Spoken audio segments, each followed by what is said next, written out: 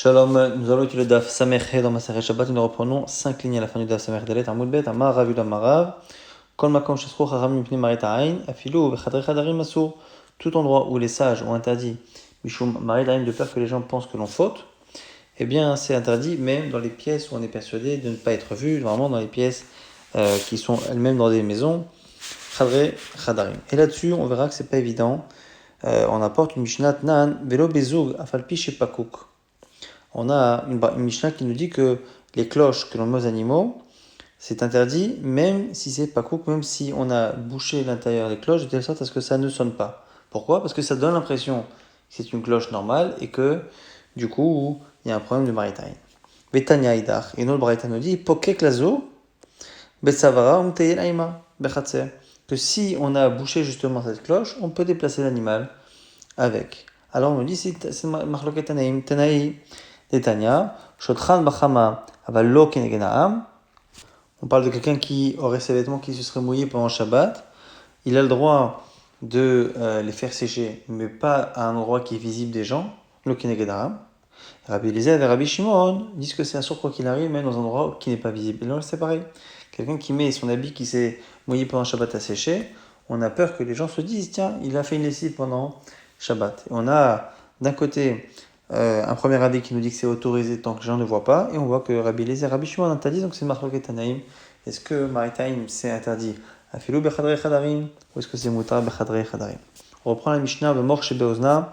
Si quelqu'un veut mettre du coton ou des choses pour protéger son visage des écoulements qu'il peut avoir des oreilles, on nous précise Taner Rabbi Mecheskel Ve'u Shekashu Beozna.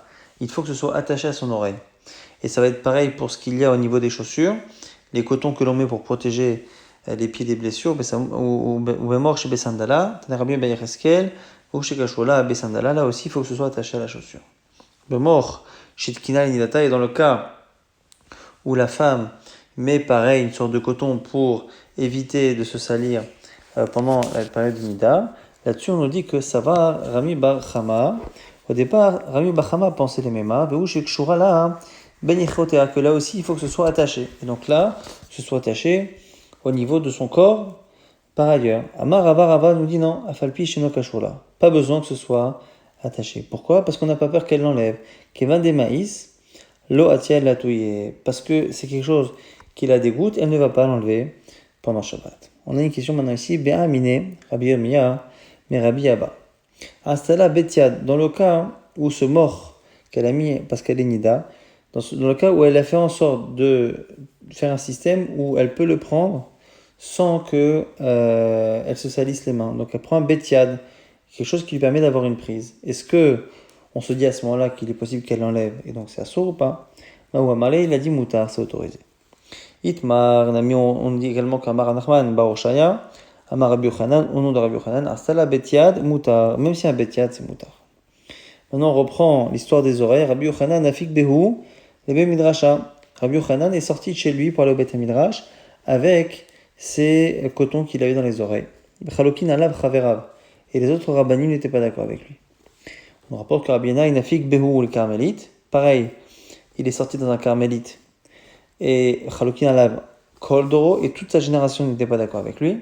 La Gemara dit mais quoi qu'il arrive, comment Rabbi Yochanan et Rabbi Yana ont pu s'opposer à la Mishnah? Rabbi Becheskel, la Bozna, on a dit que Rabbi Becheskel a dit sur la Mishnah qu'il fallait que ce soit attaché. La Gmadelo Kashia a des meadek à de la meadek. Ça dépend si c'est bien enfoncé ou pas. Dans le cas où c'est pas enfoncé dans l'oreille, eh bien là il faut que ce soit attaché. Mais dans le cas de Rabbi Yochanan et de Rabbi Yana, c'était bien enfoncé dans l'oreille, donc ça tenait tout seul, donc il n'y avait pas besoin de l'attacher. Et Pilpel, Begelgal, Melach, on a dit qu'on pouvait sortir avec des graines de poivre dans la bouche, des baies de poivre ou des grains de gros sel. Alors on nous explique pourquoi. Bilpel, les râpés, a priori le poivre c'est pour l'odeur dans la bouche, et Galgal Melach, les dorshani, pour les douleurs dentaires. Bechol davar, chez Notenet, les torpillas, la Mishnah avait dit que pour n'importe quelle autre chose qu'on pouvait mettre dans la bouche, c'est quoi ces autres choses? La Gemara nous dit soit c'est Zangvila, soit c'est le gingembre.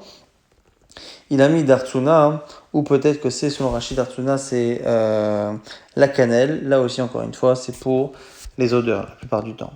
Shen totevet, shen shel za'av, une fausse dent ou une dent en or. Rabbi Matir, Rabbi autorise chachamim osrim. Amar Rabbi Zera, loshanu et la shel za'av. On nous précise ici que la marloquette, avec ceux qui interdisent, c'est que quand c'est en or, aval beshel za'av, il y aura kol muta. Mais si c'est une dent qui est en argent, là c'est autorisé selon tout le monde. Tanya Namiachi, on confirme avec une braïta. Chez Kesed Divra Kol Muta, quand c'est de l'argent, c'est autorisé selon tout le monde. Shazda'a Rabbi Matir Chachamim Mosrim. Et c'est sur l'or seulement qu'il y a une marloquette avec Chachamim. Amar Abaye nous dit Rabbi Eliezer, dit Rabbi Shimon ben Lazar. Kulhu Zira Leu de Kol Mide, Miganyabe, Lo Atia, Lehatouye. Toute chose qui lui ferait honte à la femme si elle l'enlève, eh bien, elle n'est pas amenée à l'enlever. Donc, du coup, a priori, on n'a pas lieu de craindre. Alors, Rabbi, dont c'est que Rabbi dit ça, Rabbi Hadamaran, c'est ce qu'on a dit la fameuse halakha sur la dent en or. Rabbi Eliezer, c'est la braïta de Rabbi Eliezer, Poteb, Kovelet, Beslochich el Payton, qui avait dit que tout ce qui était ces colliers odorants que les femmes mettaient, qu'elles portaient, parce qu'en général, elles avaient une odeur corporelle qui était forte, et bien du coup, là aussi, il est autorisé parce qu'elle n'est pas amenée à l'enlever, parce qu'a priori, elle le fait pour masquer son odeur. Et Rabbi Shimon ben Lazar, d'Etania, Klala Rabbi Shimon ben Lazar, on avait déjà vu ces deux halachot précédemment. Rabbi Shimon ben Lazar disait que Kol Sheu le Matem Minasevacha Yotzabo, la Minasevacha Ena Yotzabo, ne peut pas se porter dans la rue tout ce qui est au-dessus du bonnet qu'elle porte, parce que dans ce cas-là, elle peut l'enlever, mais ce qui est en dessous du bonnet, qu'elle n'est pas amenée à enlever de peur qu'elle ait honte, eh bien on ne craint pas. Donc il y a trois halachot, l'halakha sur la dent en or, l'halakha sur les senteurs que les femmes portaient en collier, ou sur certaines choses qu'elles accrochaient à leur bonnet qui cachait leurs cheveux. Eh bien, donc ces trois Tanaïm là, chaque fois dans chacun de ces trois Mishnayot ou Braïtot, ont montré que lorsque la personne a honte, si elle ne les prend pas, si elle ne les porte pas, eh bien, on n'a pas lieu de craindre au niveau de la lacha que cette personne va les enlever et les porter pendant Shabbat. Nouvelle Mishnah, Yotza besela she'al atzinit. Elle peut sortir avec sela, c'est une pièce qu'elle met à la tzinit. La Gemara expliquera ce que ça veut dire. Abanot ktanot yotzot bechotin. Et les jeunes filles peuvent sortir avec des fils, filo bekismin, ou avec même des brindilles chez Bosnem que l'on met au niveau des oreilles. Rashi explique que pour pouvoir porter des boucles d'oreilles, on faisait un trou dans le lobe d'oreille des petites filles, on le faisait quand elles étaient jeunes, mais on leur mettait pas encore de vrais bijoux. Donc en attendant, on leur mettait ces fils ou ces brindilles pour garder le trou fonctionnel. Raviot yotzot re'ulot ou madayot perufot. On nous parle ici de différents habits que mettaient les femmes juives en fonction des régions où elles habitaient. Un raviot, donc c'est les femmes qui habitent dans les pays plus ou moins les pays arabes, dans lesquels elles ont l'habitude de porter une sorte de voile. Eh bien ce voile-là, c'est un vêtement, elles peuvent le porter pendant Shabbat. Et les femmes de Madaï, elles peuvent sortir avec perufot, c'est une sorte de grand vêtement qu'elles enfilaient, qu'elles attachaient avec des fils qui étaient à la fin recouverts, enfin qui se terminaient par quelque chose d'assez volumineux avec lequel elles faisaient un nœud. Et on nous précise que quand on a dit les femmes de Marav ou les femmes de Madaï, c'est l'Avdavka. C'est Vechol Adam. Et là, chez Dirou Chachamim Bove. Chachamim ont dit en général, les femmes arabiennes peuvent sortir comme ça, parce que c'est en général les femmes de ces pays-là qui s'habillent comme ça. Et les femmes de Madaï, c'est elles aussi qui s'habillent comme ça. Mais à partir du moment où c'est un vêtement dans ces régions-là, c'est un vêtement pour tout le monde, et n'importe qui d'entre nous peut sortir avec. Pour Efet à la Even, vers la Egoz, vers la Matbea. Donc on a dit que pour Efet, c'était donc ce sort de vêtements qu'elle mettait, et pour que les deux côtés du vêtement de cette cape tiennent et ne tombent pas de ses épaules, il y avait des lanières de part et d'autre, et sur une des lanières, il y avait quelque chose d'assez volumineux. On verra ici, donc on peut prendre une pierre, ça peut être une noix, ou matbea, ça peut être une pièce, et elle les utilise pour du coup attacher les deux lanières et faire en sorte que la cape ne tombe pas. En tout cas, bilvat shelo tifrof le ratrela beshabbat, à condition qu'elle ne le fasse pas, ce nœud, pendant Shabbat. La Gemara dit maï tzinit, c'est quoi hein? La première halakha qui dit que c'est là achat la tzinit, bat ara. C'est une pierre qu'elle met au niveau d'une blessure.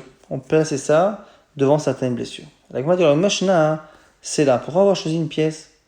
Il m'a colmier des akoucha. Si c'est pour avoir quelque chose de dur qui protège la blessure, ben là les avis les chaspa, c'est pas la peine de prendre une pièce, on peut faire ça avec de l'argile. La mishum shurta, c'est peut-être parce que c'est bien le métal a tendance à apporter quelque chose Il y en a qui veulent dire que c'est même la rouille du métal. Alors il y avait de la tassa, on n'est pas obligé de prendre une pièce de valeur avec un métal qui a de la valeur, n'importe quelle chose en métal, et la michoum tsurta. Ah, c'est peut-être la forme ronde.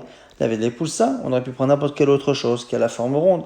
Amar Abaye, Abaye nous dit, de là tu vois, Shema Mina, Kulhu Marinla. Qu'en fait ce sont toutes ces choses-là que l'on veut, et la seule chose qui possède le tout, c'est un selah, une pièce de un selah. Abanot Yotzot Yechotin, les jeunes filles peuvent sortir avec ce qu'elles mettent dans leurs oreilles pour garder le trou. On nous précise qu'Avod Shmuel lo Shavik Leo les Binnate Dinafke Bechotin. Que le père de Shmuel Lamora ne laissait pas ses filles sortir avec ces choses dans les oreilles. Et on nous précise qu'il y a d'autres choses, d'autres halachot particulières que le père de Shmuel respectait. Velo Shavik Leo Ganian Gabe Adade, il ne laissait pas ses filles, quand elles n'étaient pas mariées, dormir l'une avec l'autre. Avelo Mikvaot Beyome Nissan ou Mavtse Beyome Tishrei. Lorsque ces filles devaient aller au mikvé, il faisait, vers le mois de Nissan, il leur faisait des petits bassins sur le côté de l'Euphrate, des petits mikvés, et au mois de Tishrei, il leur mettait, il laissait se tremper dans le fleuve, mais il mettait au sol des planches pour éviter qu'elles aient de la boue dans les pieds, que ça fasse ratitza, que ça empêche l'eau de passer par là-bas. Et on nous explique maintenant chacune de ces halachot. Comment il a pu ne pas les laisser sortir avec ce qui permettait de garder le trou des boucles d'oreilles. Maintenant, c'est marqué pourtant dans une Mishnah, clairement, alors on explique que les équivalents de boucles d'oreilles que portaient les filles de Shmuel étaient colorés et il avait peur qu'elles finissent par les enlever pour les montrer et les porter. Alors maintenant, pourquoi ils ne laissaient pas dormir ensemble? La Gemara propose de dire que c'est lié à une halakha de Ravuna. Peut-être que l'imam Sayyali la Ravuna, peut-être que ça confirme ce que dit Ravuna, qui dit quoi? Ravuna, Nashim, Amsolelot, Zo, Bazo. Des femmes qui auraient l'équivalent donc d'une relation l'une avec l'autre et qui se donneraient du plaisir, eh bien, elles sont interdites à la Keuna. Psulot, la Keuna, Rachid nous explique qu'on parle de Keuna Gdola, parce qu'elles n'ont plus un digne de Betula, de jeune fille. Selon Tosfot, c'est plutôt qu'elles auraient un digne de Zona. En tout cas, Psulot la Keuna. Et donc c'est peut-être pour ça que même s'il n'y a plus de Kohen Gadol à ce moment-là, eh bien il voulait éviter de faire quelque chose que la Torah quand même avait l'air de critiquer. Alors la Gemara dit, Lo, Savakiyechi, Delo Lifan, Gufan Nuchra. La Gemara dit, c'est pas une preuve, non. Peut-être qu'ils ne laissaient pas dormir ensemble pour ne pas qu'elles s'habituent à dormir avec quelqu'un et que très rapidement, très jeune, elles cherchent à dormir avec un homme alors qu'elles ne sont pas mariées. Pourquoi Vavilou maintenant mikvé, Beyome Nissan, pourquoi il leur faisait un mikvé à part au mois de Nissan? Pourquoi il ne laissait pas se tremper dans le fleuve? Il leur faisait des petits bassins sur le côté. La Gemara nous dit, c'est peut-être une confirmation de ce que dit Rav Misalel et Rav Damarav, Mitra Marava, Saada Rabba, Perat. Un grand témoin de ce qu'il y a, de la pluie qu'il y a en Israël ou à l'ouest de Babel, eh bien, c'est le fleuve Euphrate. C'est-à-dire que lorsqu'il pleut à l'ouest de Babel vers Eretz Israël, eh bien, c'est là que l'Euphrate a tendance à se gonfler puisqu'il démarre de là-bas, de l'ouest, pour terminer en Babel. Alors ici, quel est le problème? Lorsque on se trempe au mikvé, on a deux possibilités, deux types d'eau avec lesquelles on peut se tremper. Soit de l'eau de pluie, soit de l'eau de source. Si c'est de l'eau de pluie, il faut absolument que l'eau soit stagnante. Si c'est l'eau de source, elle peut être en mouvement. Et donc, tant que c'est un fleuve et que le fleuve n'est pas essentiellement composé d'eau de pluie, qui vient de la fonte des neiges ou qui provient de n'importe quelle autre source classique, eh bien à ce moment-là, on peut se baigner même lorsque l'eau est en mouvement.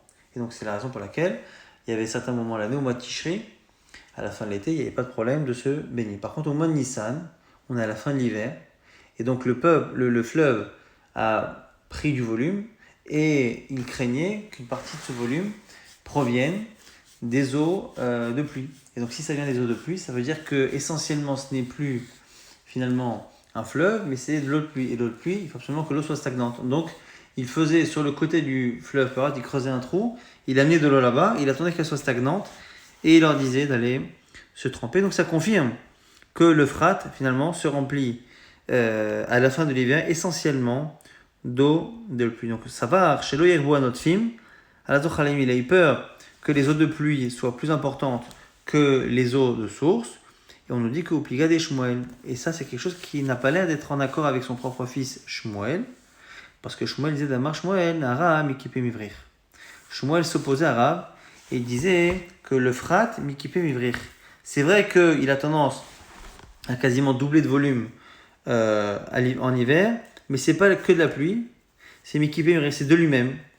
Upliga d'idée à d'idée, et la Gemara nous dit que Shmuel d'une certaine manière se contredit lui-même. Parce que par ailleurs, il aurait dit d'Amar Shmuel En Amaim et Arim Bezochalim et la Prad de Tishre Bilvad. Que le Frat, on ne peut s'y tremper que à la période de Tishri et pas à la période de la fin de plein. En tout cas, on a expliqué la raison pour laquelle le père de Shmuel était mahmir de leur faire les mikvaot sur le côté de l'Euphrate à la fin de l'hiver. Pour Refet à la Even, la Gemara s'étonne. Pourquoi ?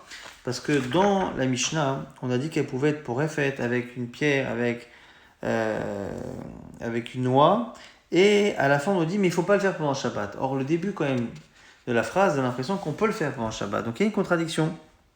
Pour Refet, après on dit mais non, on ne peut pas être pour Refet Echatrila. On y va Martrecha pour Refet, au début tu dis oui.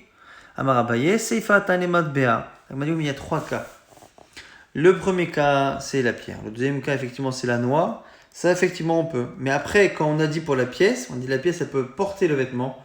Elle ne peut pas utiliser cette pièce pour bloquer le vêtement parce que la pièce elle-même ne peut pas la déplacer pendant Shabbat. Maintenant, la Gemara pose une question.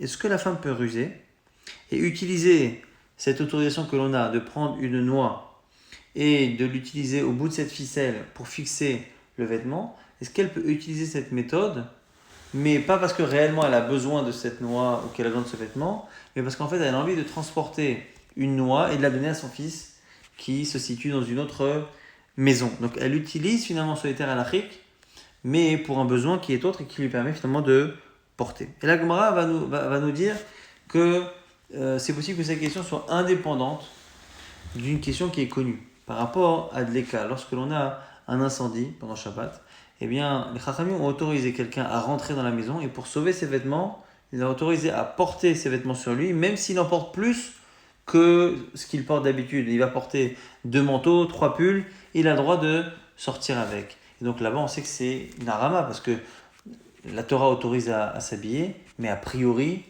pas de cette manière-là. Et pourtant, on a autorisé là-bas. Est-ce qu'il n'y a que ceux qui autorisent de faire ça pour un incendie, qui autoriseraient de faire ça pour la noix, ou est-ce que finalement c'est indépendant? La Gemara nous dit, la question ici, elle est indépendante. Tiba eleman damar marimin, tiba eleman damar en marimin. La question se pose à la fois pour ceux qui autorisent là-bas dans le cas d'incendie, et à la fois pour ceux qui interdisent. Parce que notre cas, il est différent, il est à la fois plus strict et à la fois moins strict. Pourquoi? Tiba eleman damar marimin, la question peut se poser même selon ceux qui disent là-bas qu'on peut le faire pour l'incendie. J'aurais dit quoi? Atam, hude ilo sharit le... Peut-être que là-bas on a autorisé pour l'incendie parce qu'on avait peur que la personne devienne dingue et finisse par éteindre le feu et faire rien sur Shabbat. Avalacha, ilo sharitle, lo a-t-il affouqué. Alors que là, si tu dis à cette femme-là, tu ne peux pas utiliser la noix pour fermer ton vêtement, eh bien elle dira que finalement elle ne portera pas ces petites friandises à son fils. Ou dis-moi, ou peut-être que c'est l'inverse. Dis-moi, fil mandama en maremin bedleka. Ou peut-être que d'un côté, là-bas, dans l'incendie, c'est plus grave. Pourquoi? Parce que là-bas, peut-être qu'on a interdit, selon certains, là-bas c'est interdit dans la Dleka, parce que là-bas, quand on porte le vêtement, c'est la manière de le porter. Et donc, du coup, comme c'est vraiment le derer, c'est vraiment un Issour Torah. Alors que là, même si, dans le fond, c'est pas génial, porter une noix de cette manière, c'est pas la manière normale, et donc ça peut même pas être assourd. Dans Reta, Ima Shapir Dame, Tekou la Gemara dit qu'il n'y a pas de réponse à cela.